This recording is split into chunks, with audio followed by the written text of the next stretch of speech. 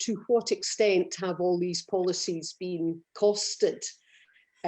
So obviously, alas. Yeah, so the policies are costed.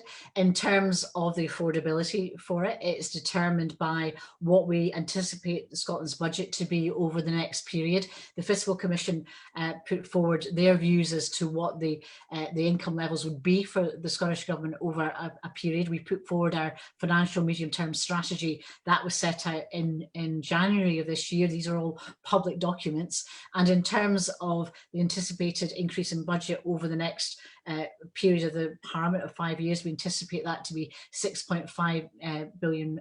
The costings within the manifesto is set forward is 6.1 billion, so it's actually coming in lighter than what we anticipate the income to be. The anticipated funds from our taxation base is anticipated to be 14%, which is actually more than what we expect from the allocations from the UK government. But you know, this is all about showing what you can do within the limited resources that we have. In that we have some tax raising powers, but not, you know, by any means all of them, but also the block grant is the system we have just now.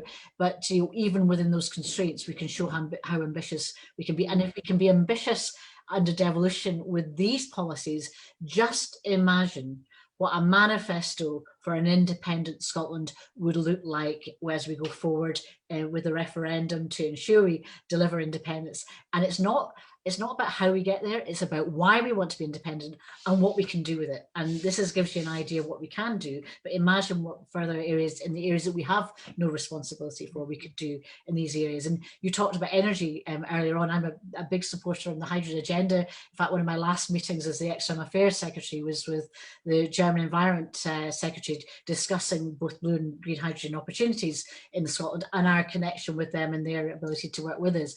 But in energy, as you'll have discussed with Michael Matheson, we can do certain things, but of course there's a whole lot of areas between regulation, transmission, etc., that are challenging, because we know what we want to do, for example, with climate change, but we know what we want to do in housing, but regulation, transmission, all these other areas are reserved to Westminster. And we could really ratchet up our activity in this area had we those powers. But I hope I've given you an answer on the funding, but also on the ambition as well.